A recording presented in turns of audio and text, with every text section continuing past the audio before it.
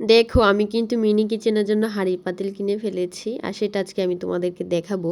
আর যে জিনিসটা আমার মাথায় আসে সেটা যতক্ষণ পর্যন্ত আমি না করি ততক্ষণ পর্যন্ত আমার ভালো লাগে না, যার কারণে আমি যেটা মাথায় আসে সাথে সাথেই করে ফেলতে ইচ্ছে করে।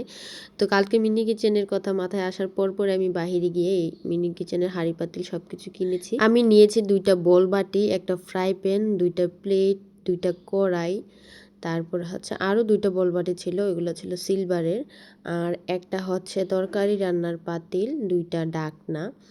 আর সাথে ছিল হচ্ছে তোমাদের 2টা খুন্তি, খুন্তিগুলো কিন্তু খুব সুন্দর, খুব কিউট তাই না?